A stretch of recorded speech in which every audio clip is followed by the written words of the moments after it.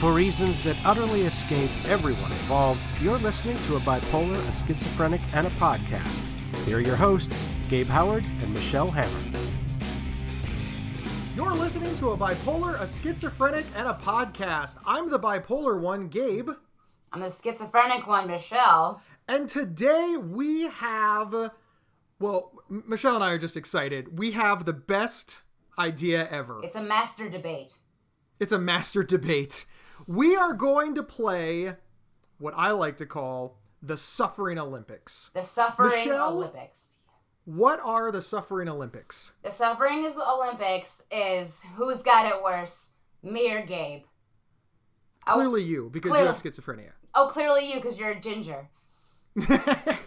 Okay, no. Now, we're not trying to figure out whose life is worse or better, because clearly that would be stupid. I mean, my life is clearly better. You live in a shithole apartment in New York City, and I live in a vast home in Ohio. All right, you might have something there. So specifically, in order to put guidelines on this, because we all know we have to rein in Michelle, we're only going to figure out who has it worse because of their mental illness. So does Michelle have it worse because she's schizophrenic, or does Gabe have it worse because he's bipolar? And ginger. No, just bipolar. Follow the rules. Are you ginger because you're bipolar? No, the one is not related to the other. Hair color is not a determinant of mental health. Oh my god, no? Really? I'm just kidding. I knew that. I should say natural hair color is not a determinant of mental health, because remember when Britney Spears was bald? I mean, that was... Why do you have to bring that up? 2007, Britney Spears was a rough time. You know what? And there's that... Alone. No, do you not know there's a meme? Leave Britney Spears alone. Shut up. Shut the fuck up. There's a meme that says, the older I get, the more I understand Britney's 2007 meltdown. I think that it's interesting that you're now getting like your facts from memes on Facebook, which is where people get their political facts now. It's true. Everybody understands that as you grow older, things get harder and you might melt down like Britney Spears. Britney Spears is a legend. She's amazing. She was the first CD I've ever received in my life. It was for Hanukkah, and I listened to that CD all the time. Baby One More Time. Hanukkah? Yes. Before we get into the Suffering Olympics, I want to tell you a story about something that happened to me, but really to you, but it happened to me. So as you know, I was speaking at a conference about our podcast, and I was introduced, and they were like, Gabe Howard, the bipolar half of A Bipolar, a Schizophrenic, and a Podcast, yay! And they gave me a microphone, and I cheered, and I was like, hey, this is my bipolar story, and it was wonderful, and I got a big round of applause, and as you know, the crowd yelled, where's Michelle? And there was a lot of fans in the room, and it was really great to go out live. And after I got off stage and I went clear to the back of the room and out a little side door so I could go to the bathroom. Because as you know, I go to the bathroom every 45 minutes. It's because I have dry mouth because of my medication, so I drink constantly. Diet Coke. But when I came back in, a guy stopped me, and he said, hey, I need to talk to you for a minute. Now, this happens a lot. It's usually like a personal story about them or a loved one or a question. He said, there's this preacher on YouTube that I got to tell you about. What? And I said, oh, yeah, I know. You're right. I get this a lot. So he tells me all about this preacher, and he says that he's got hundreds of hours worth of programming, but that I need to search for this specific sermon that's about 8 hours long, like this one playlist. And I need to listen to the whole thing, because in it, he explains about the apostles that went off to the Gentiles and the apostles that went off to the Jewish side, I guess. And that he thinks that after I listen to it, I will understand why I need to fire the Jewish girl from my podcast. Whoa! Nothing like a little bit of anti-Semitism at a conference. And I thought maybe that I heard him incorrectly. And I said, what? And he goes, you need to, and he said, and I'm not making this up, you have to fire the Jewish girl. And I said, oh my God, I will not be doing that. And I just walked off. I walked away. And then of course, what happens after that happens? Over the next week, I just keep going over and over in my mind, all of the better things that I could have said to defend you. And for the first couple of days, I was like, oh my God, this is so horrible that it happened to Gabe. Like, I thought this was something bad that happened to me. And then on about day 2, I realized that, oh my God, this happened to Michelle. Yeah. I am so sorry. It happens. I don't know what the outcome of who has it worse, people with schizophrenia or people with bipolar disorder, is going to be in our great debate that we're eventually going to start. I believe that people with bipolar disorder have it worse. I know that you believe that people with schizophrenia have it worse, but I do want to unequivocally state that I think it might be bad to be Jewish, because of all the stuff that we've accomplished, that's the thing. Also, there was like a skosh of misogyny in there. The Jewish girl. He didn't even say my name. Yeah, I didn't even say the name. Yeah, he didn't say Michelle. He didn't say woman. Straight up. So let's move to opening arguments. Round 1 of the Suffering Olympics. This is where we state our case. Michelle, you tell me why people with schizophrenia have it worse than people with bipolar disorder. I'm starting round 1. You want me to start round 1 because you suck? I can start some round 1. 1 out of every 10 people diagnosed with schizophrenia will take their own lives within the first decade of their diagnosis. How do you feel about that one, Gabe? Yeah, it's the exact same stat for people with bipolar disorder. Actually, I think it's a little bit higher for bipolar disorder. It's a 15% death rate, which means that not only will 1 out of every 10, but then there'll be like a half a person. A half a person will take half his life. Maybe that's because less people get diagnosed with schizophrenia because they don't actually go to the doctor. You ever thought about that? So you're saying that it's worse because you don't get treatment? I mean, how's that fair? I'm just saying much less people with schizophrenia actually do get treatment. So they're saying the diagnosed people is 1 out of every 10. But what about out of all of the undiagnosed schizophrenics there are, which there are many more undiagnosed schizophrenics than there are undiagnosed people with bipolar. Wait. If they're undiagnosed, how do you know that there are more? Because everybody knows there are more. But really, you're using the everybody knows defense? Yes. Listen, here's why it sucks to have bipolar disorder, and why I believe that it is worse to be bipolar than it is to be schizophrenic. I have a middle ground.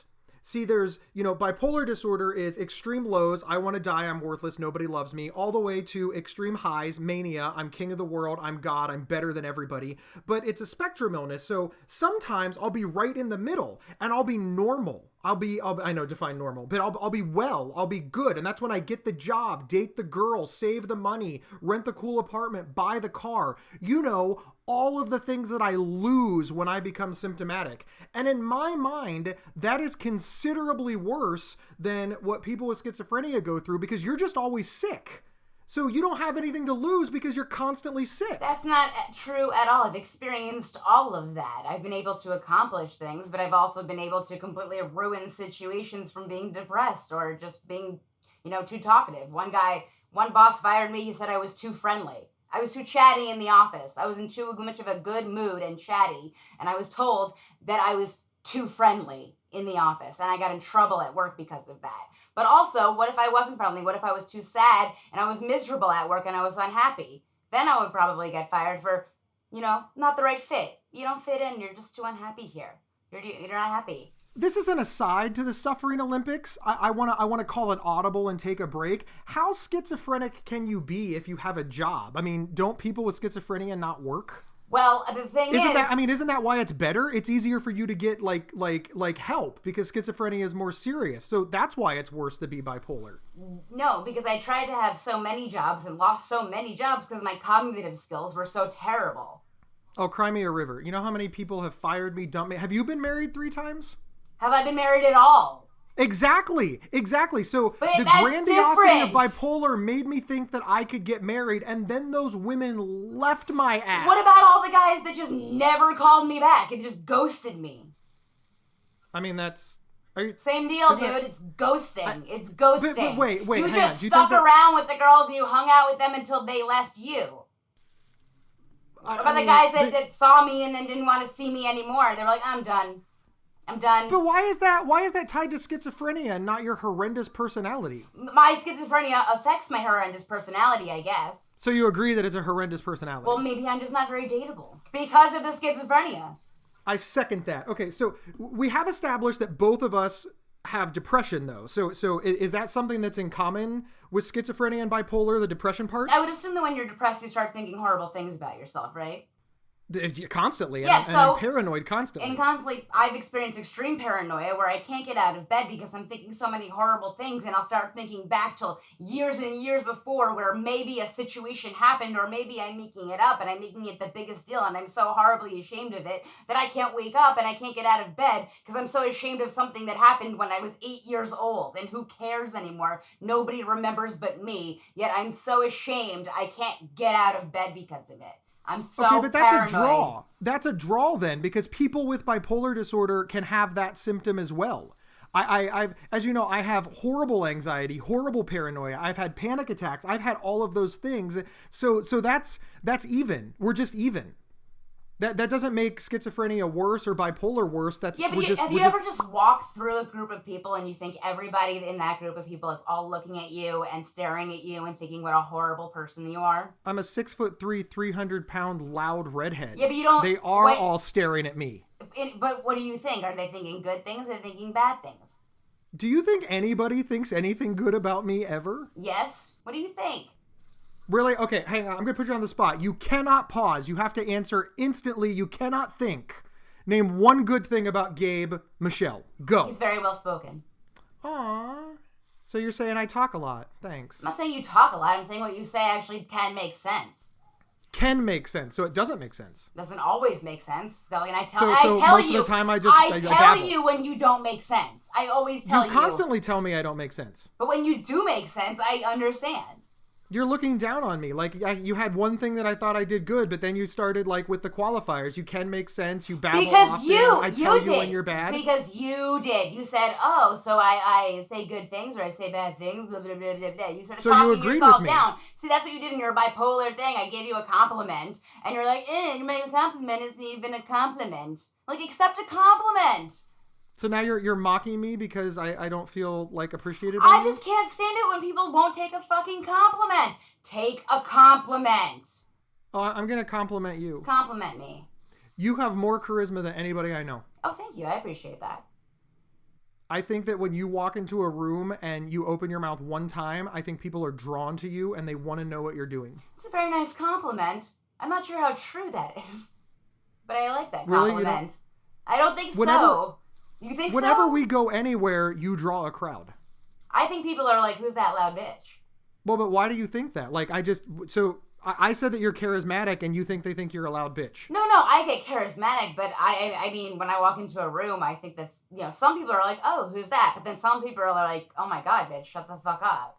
I think that you are 5'3", you weigh like $120 at best, and you have a commanding presence. I'm 6'3" and 300 pounds, and I have a commanding presence. We have, as we know, because we've been on stage together, we have an equal command of the audience, but I have an extra 180 pounds and a foot to command an audience. You do it in your tiny little package, which has nothing to do with bipolar or schizophrenia, but it proves that you can't take a compliment either.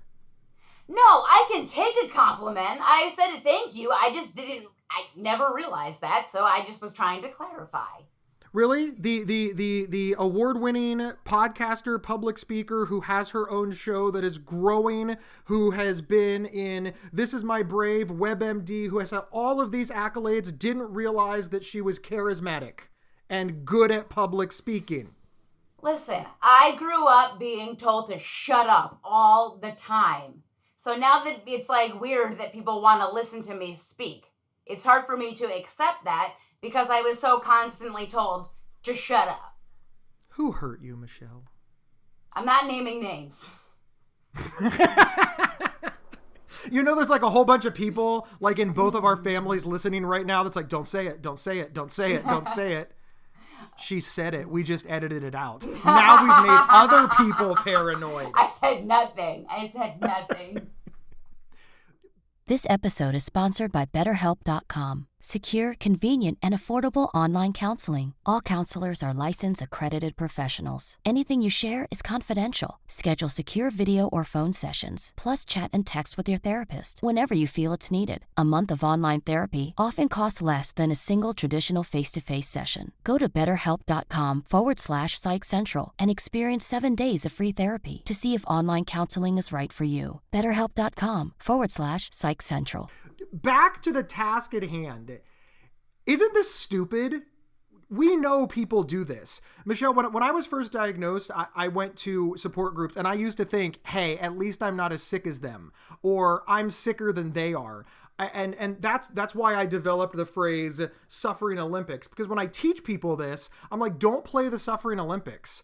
It's straight up bullshit. The reality is I do think there's things about your life that are harder than mine, but I think there's other things that are easier. Yeah, I mean, it's just funny that you kind of like mentioned like the comparison, because like every time I was in the psych ward, I was like, I am so not crazy. These people are crazy. I'm not crazy, and I don't need to be here. Every single time I was there, I was like, I'm not crazy. These people are crazy. It's funny because it's like, that's not true. I am totally nuts. That's why I'm here. Yeah, you're in a psychiatric ward. That's how you know something's wrong. Yeah. But seriously, this is not an uncommon phenomenon. We talk to, I mean, thousands of people. I mean, from social media to in person to people who write about our podcast. And this is a thing that happens to people, especially when they're first diagnosed, where they want to set up a hierarchy.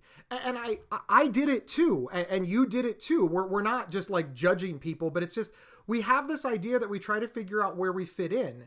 And my message is, it doesn't matter where you fit in. Stop looking. At one of the This Is My Brave, like one of the first meetings we had, we kind of just went around the room and everybody spoke about themselves and everyone's going to say what they were talking about. And I had gone, said the whole schizophrenia, blah, blah, blah, blah, blah. Then like 2 people after me, this other girl starts talking, and she was saying how, like, you know, she's lucky to have just depression and anxiety and not something worse, like her grandfather having schizophrenia. And at the end of that, I kind of said, don't really say that you don't have something worse like schizophrenia, because it's pretty offensive to, you know, compare like that. And she got very, very kind of flustered and upset. And I didn't mean to be mean. I was just being honest. And what I realized is just because she only has, you know, only, you're doing it too. You're doing it too. Like, I mean, no, just because she only had depression and anxiety and not schizophrenia does not mean she's more stable than me.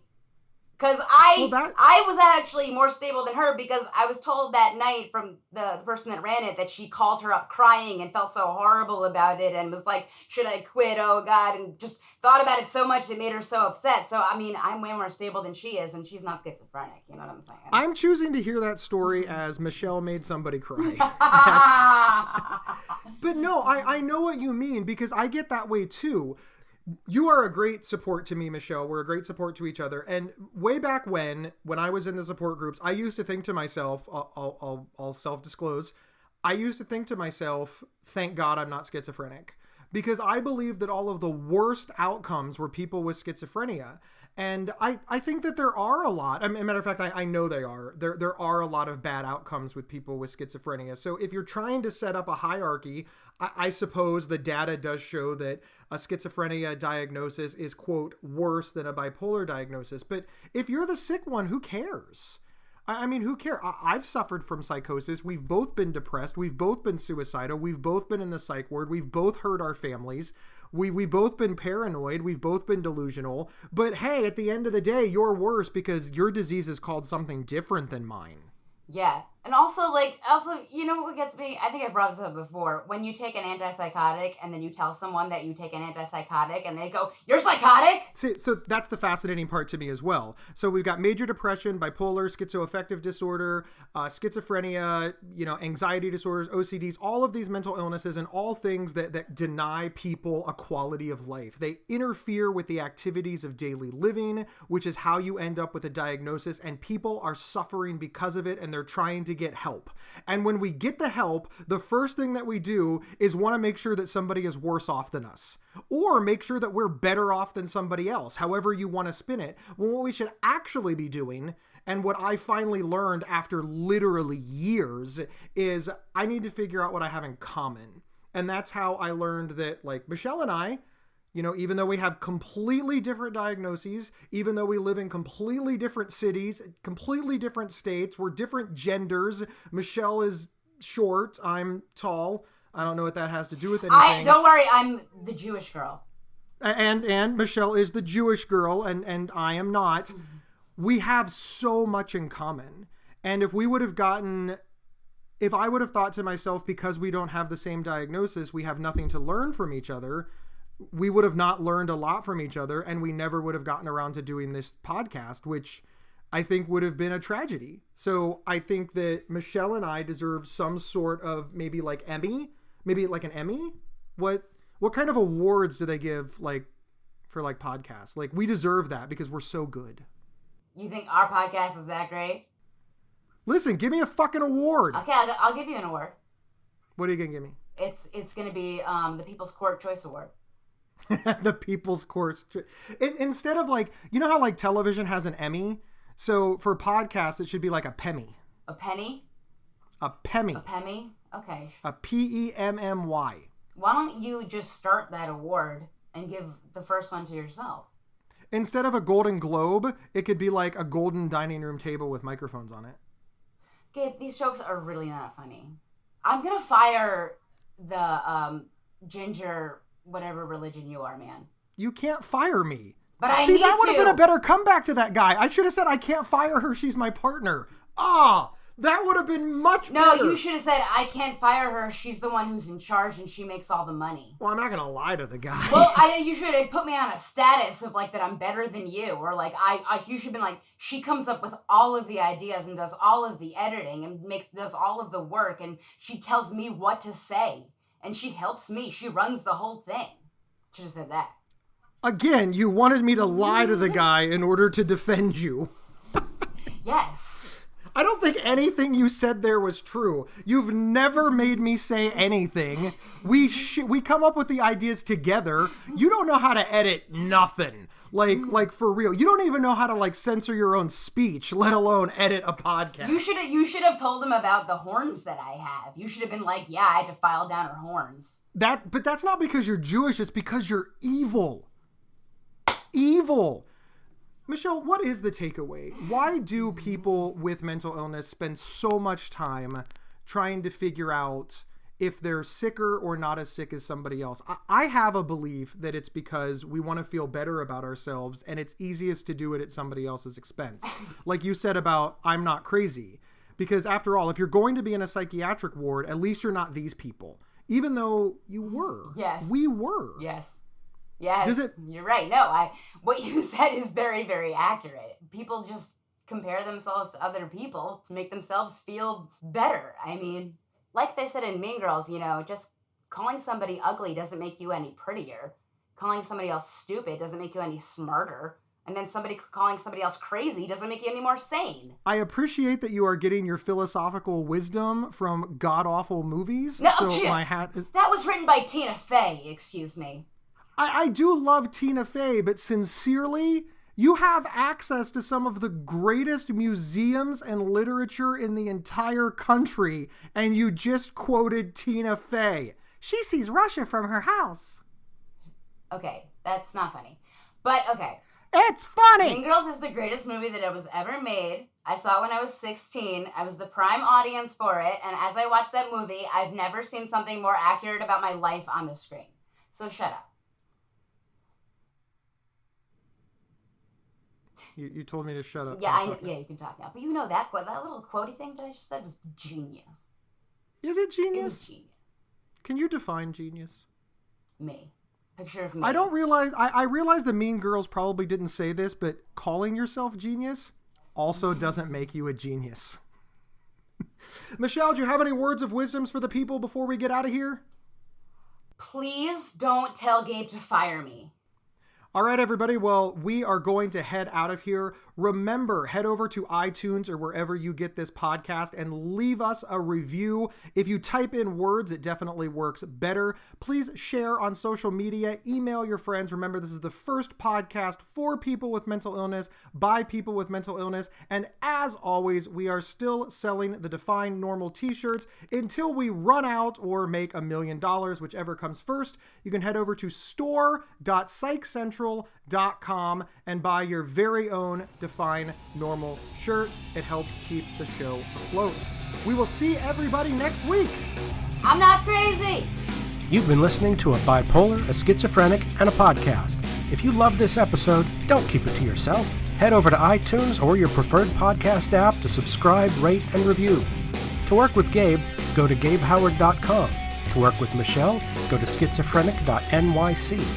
For free mental health resources and online support groups, head over to psychcentral.com. The show's official website is psychcentral.com/BSP. You can email us at show@psychcentral.com. Thank you for listening, and share widely.